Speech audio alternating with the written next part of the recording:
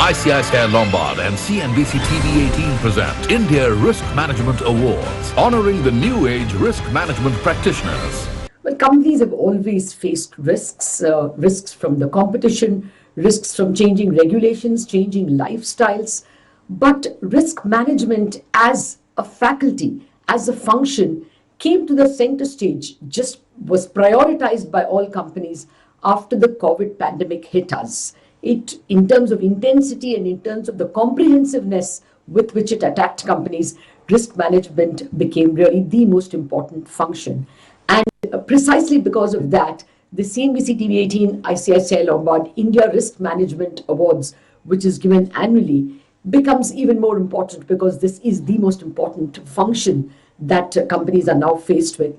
Nor will the pandemic be the last of the comprehensive challenges. We are going to continually face probably climate challenges, sustainability challenges, and of course challenges posed by technology, which is ever evolving, whether you are in the space of automobile or telephone, or practically anything. The challenge of technology is always knocking at our doors, and that is again a risk management function.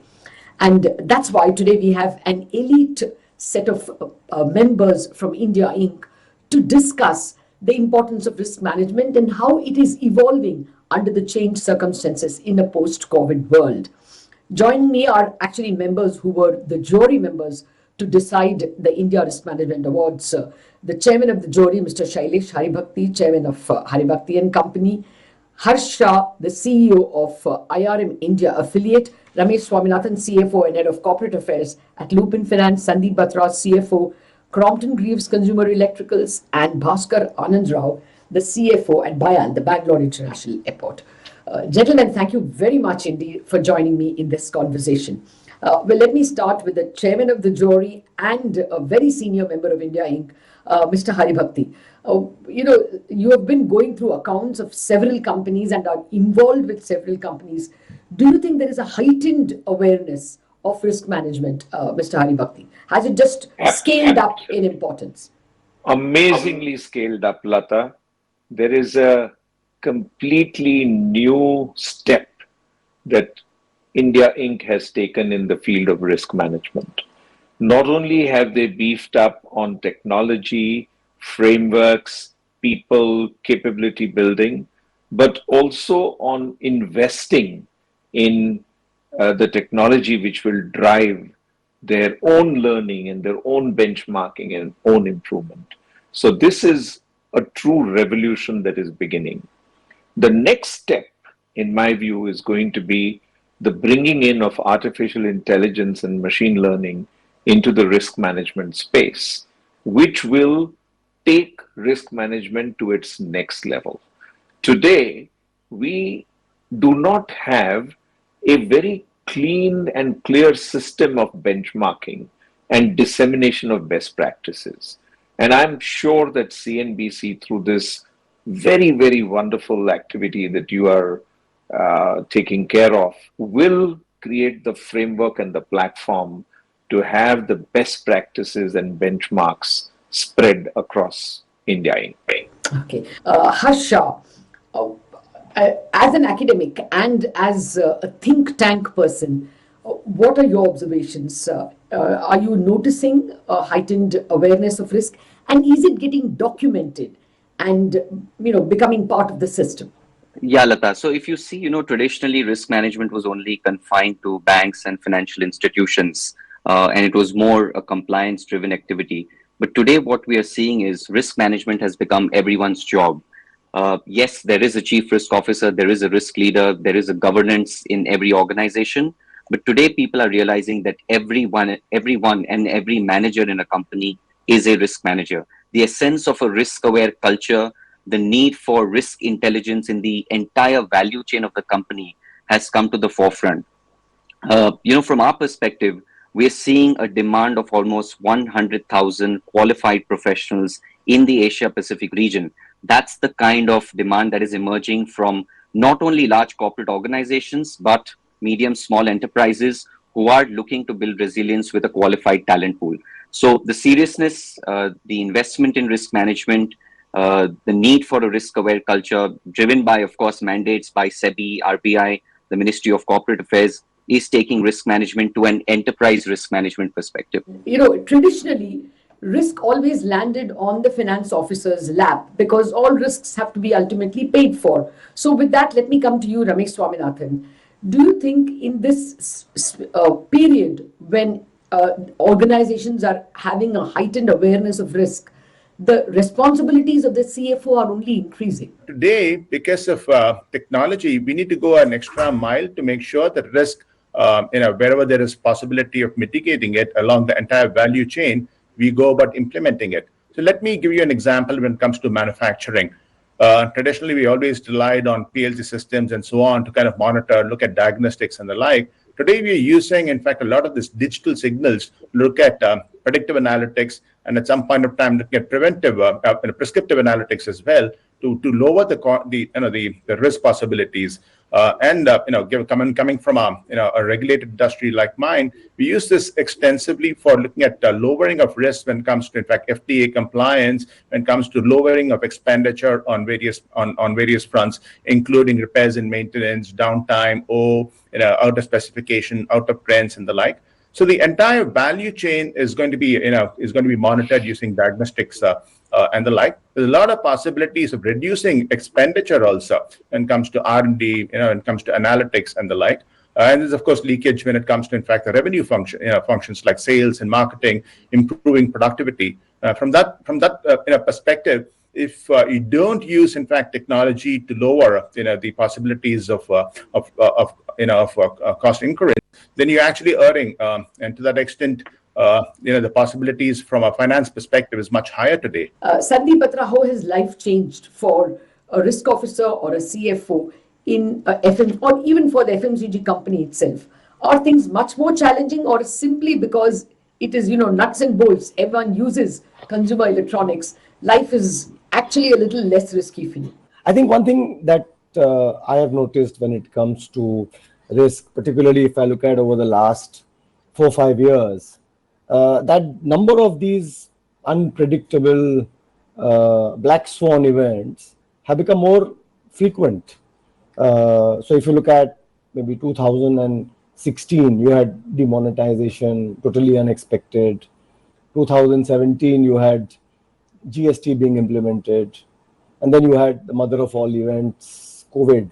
So, it is not that these black swan events will happen maybe once in 5 years. What we have noticed, at least I have noticed, is that some of the frequency at which these events happen is the frequency is becoming so much more that before you can kind of rewrite your playbook basis the learnings from the earlier events, a new event has kind of taken place. And obviously, all the events that we are talking about, no company had a playbook. The other change, which is directly linked to COVID, is that it is not a risk that only impacts corporations. It is a risk that has hit so much closer to home that even if you're not working in a corporation or you're not a professional, you have to deal with the risk because your family or your near and dear ones are equally exposed and impacted. So that has been one change that I have seen thanks to COVID, that it is not a risk limited to only legal entities or corporations. It is struck much closer home. And what my learning has been over the last few years, that while certainly you can do enough and more preparation, and certainly corporations that address risk in a professional way have prepared for eventualities and risks, will certainly fare much better than somebody who's not prepared. But I think there is one facet which may not be documented in risk registers, is the speed and the agility with which you respond to new risks that come. Obviously, the biggest risk that nobody can deal with is the unknown. And no amount of planning will be able to help you deal with the biggest of all risks, that is the unknown. So I think in that case, the most important thing that corporations should have is the agility of a very, very quick response. Bhaskar Anand, what's been the experience at Bangalore International Airport? I mean, after all, y'all were hit most by the pandemic. So how did things change for you? Probably the most unanticipated, unknown that hit us. I mean, aviation industry has never faced such a event ever. 9/11, the financial meltdown, nothing was as severe as what has been caused by a virus. The entire industry came to a halt. I mean, it was for airlines, it was for airports. Uh, the biggest challenge that we faced was the sudden traffic reduction and stoppage of revenue. I mean, the result on cash flow, the stress on cash flow was probably the first felt risk. And, we had to quickly understand, there was no timeline for this. I mean, it was not like, this is going to be for a month or for 2 months. We had to be prepared for this for a very long time. The second big risk that we faced was also the risk of operational challenge. We had to be operational at all times. Although we have a very evolved business continuity plan, being an airport, we still were put a tremendous pressure because it has touched employees, our frontline employees, and that was something that we had to be very agile and also be sort of quickly come into terms with. So the third big risk, and aviation sector was growing phenomenally in the country. At Bangalore Airport, we are going at a CAGR of 15 to 18%, and the challenge always was how to maintain capacity for that was required. And we were in the midst of probably the biggest expansion ever. We were putting an airport within an airport, and COVID happened. Entire team had to, sort of be very agile in this risk management process all throughout. ICICI Lombard and CNBC TV18 present India Risk Management Awards, honoring the new age management practitioners. Well, now let me look for solutions. Mr. Haribhakti, I'm again beginning with you because I'm sure you're a member of many boards. Do you think now boards have to proactively discuss risk, set aside one meeting in a year or two meetings in a year, or maybe a little bit of time in every meeting? Do they have to weave risk into their thinking? See, the regulator has recognized that you need far more emphasis on risk management. And therefore, the very constitution of the Risk Management Committee has been altered, where independent directors will now become part of the risk management process in a big way. Every board that I sit on has enhanced the number of risk management, and now in some boards we call it the Risk and Opportunities Committee, has gone up tremendously. The frameworks, the technology usage, the idea of not getting surprised has become so critical that we are committing resources, financial, best-in-class people, all of that, to make sure that we are able to cope with whatever comes up. The agility, which was mentioned, and the responsiveness, which was also mentioned, have become critical. But I'll just point to one new technique that is beginning to get explored. And it goes under the very unusual name of brain-computer interface. And that's what people are beginning to experiment with, to bring in the whole idea of how do you really collaborate. Because now the entire shift has happened to being in competition, to being collaborative, to make sure that you can bring in the best of knowledge from anywhere in the world that it is available and deal with situations with agility and with all the knowledge that you can gather together. So we should be watching out for BCI, ML, and AI as technology which will get applied in the risk management space. Ramesh, what would be your advice to other peers like you? Would it be to leverage technology like machine learning and artificial intelligence? What would your advice be? Yeah. So the last time around, I did speak about the fact that there would be a lot of opportunities to mitigate risk using technology itself across the entire value chain. But one other thing that I think is also taking away from, in fact, what Shailesh was talking about, there's no such thing as a sustainable competitive advantage. You need to recognize that there is going to be disruption across, and this is true with, in fact, the entire pharmaceutical sector, the healthcare sector itself. So potentially, if you talk about markets, there are going to be challenges there in terms of price erosion, in terms of a nationalistic fervor that seems to be gaining ground across markets. There's of course the risk of supply chain disruption, FDA regulations, and the like as well.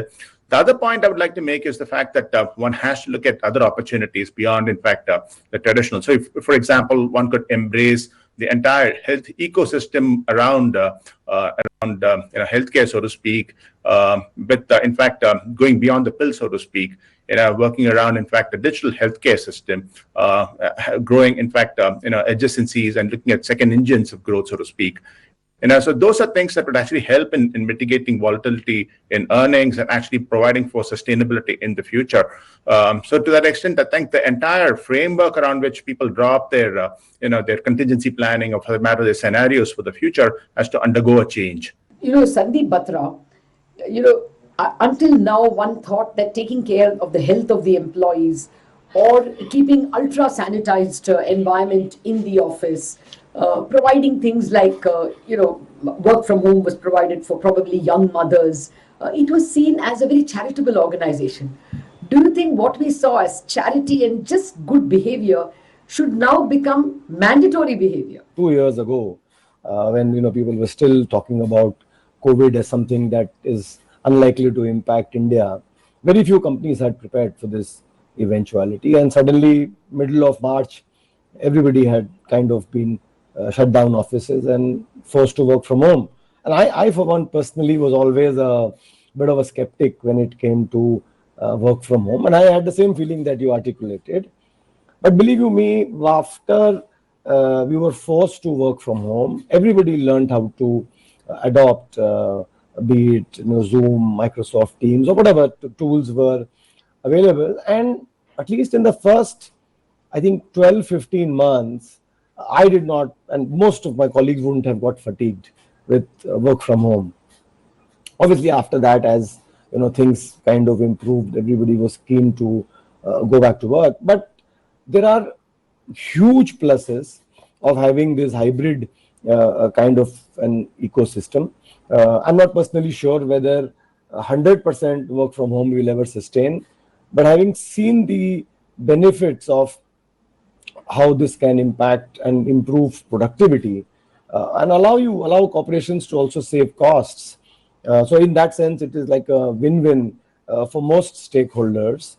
I think this is certainly here to stay, and I'm a big votary of this now. Bhaskar Anand, as I always come back, you were the one seriously challenged. So what is your advice or takeaway that you can share with your peers? Be always agile, recalibrate your strategies, recalibrate your actions based upon how it comes. And this is something which, the aviation sector and especially airports have learned it very well. Today, we are able to go between the yo-yos in traffic between waves. And for instance, the third wave, the recovery is so swift after the wave is passed through Bangalore. We now have got ourselves used to it. It's also very important that there are certain things that are must do for us today.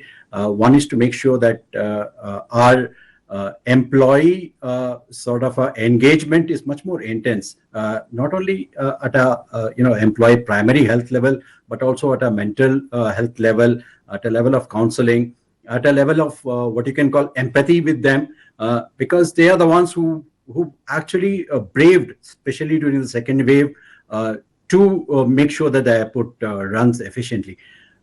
So that's one important thing that we have noticed. The second is to be able to manage our cash flows much better, and this is also a lesson that there could be absolute stoppages, and we've got to manage, especially in a service infrastructure like ours. And most importantly, I would think is that we keep our risks in line of sight at all times, and be the organization be agile to deal with it. I think that's what we have learned through this process here. Well, Mr. Harsha, you are the academic here. Wrap it up all for us.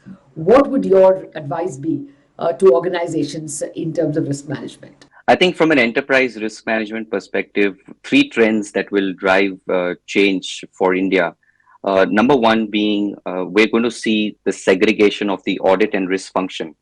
So that will be the creation of the chief risk officer more seriously, with a little more respect in the boardroom, a little more commitment towards driving resilience and creating a lot of diversification strategies, alternative business models, a mix of strategies to ensure that organizations are able to walk through uncharted waters.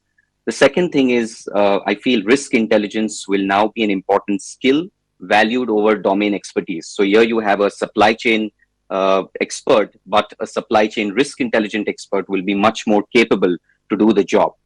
And the third thing I feel is, will the MSMEs be able to invest in risk management as a serious activity, either by law or by virtue of a culture? That's a question mark which I leave for all of us to ponder upon. That's extremely well put, sir. Very key takeaways from you and indeed from all of you. For MSMEs, it has been an existential crisis. And at this point in time, to think and prepare for the next risk is perhaps a little tough. But hopefully, good times are around the corner. And with a couple of years of growth, which looks very imminent at this juncture, maybe we will be able to concentrate and be better prepared when nature or technology throws unexpected risks at us or unknown unknowns at us. Mr. Sailesh Haribhakti, Harsha, Ramesh Swaminathan, Sandeep Batra, and Bhaskaran Rao, thank you very much for a very enlightening conversation. ICICI Lombard and CNBC TV 18 present India Risk Management Awards, honoring the new